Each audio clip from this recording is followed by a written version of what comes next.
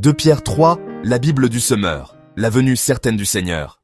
Mes chers amis, voici déjà la 2e lettre que je vous écris. Dans l'une comme dans l'autre, je cherche à stimuler en vous une saine manière de penser en vous rappelant l'enseignement que vous avez reçu. Souvenez-vous, en effet, des paroles dites autrefois par les saints prophètes, ainsi que du commandement du Seigneur et Sauveur que vos apôtres vous ont transmis. Sachez tout d'abord que, dans les derniers jours, des moqueurs viendront, qui vivront au gré de leurs propres désirs.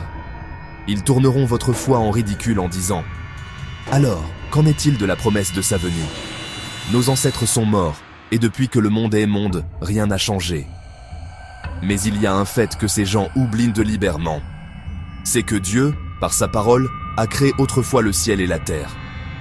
Il a séparé la terre des eaux, et il l'a rassemblée du milieu des eaux. De la même manière, Dieu a détruit le monde d'alors par les eaux du déluge. Quant à la terre et aux cieux actuels, ils sont réservés par cette même parole pour être livrés au feu. Ils sont gardés en vue du jour du jugement, où tous ceux qui n'ont aucun respect pour Dieu périront. Mais il y a un fait que vous ne devez pas oublier, mes chers amis. C'est que, pour le Seigneur, un jour est comme 1000 ans, et 1000 ans sont comme un jour. Le Seigneur n'est pas en retard dans l'accomplissement de sa promesse, comme certains se l'imaginent. Il fait simplement preuve de patience à votre égard, car il ne veut pas qu'un seul périsse. Il voudrait, au contraire, que tous parviennent à se convertir. Mais le jour du Seigneur viendra comme un voleur. En ce jour-là, le ciel disparaîtra dans un fracas terrifiant, les astres embrasés se désagrègent, et la terre se trouvera jugée avec toutes les œuvres qui auront été accomplies sur elle. Puisque tout l'univers doit ainsi se désagréger, quelle vie sainte vous devez mener et avec quelle piété en attendant que vienne le jour de Dieu et en hâtant sa venue. Ce jour-là, le ciel en feu se désagrégera et les astres embrasés fondront. Mais nous attendons, comme Dieu l'a promis, un nouveau ciel et une nouvelle terre où la justice habitera. C'est pourquoi, mes chers amis, dans cette attente, faites tous vos efforts pour que Dieu vous trouve pur et irréprochable à ses yeux, dans la paix qu'il donne. Comprenez bien que la patience du Seigneur a pour but votre salut.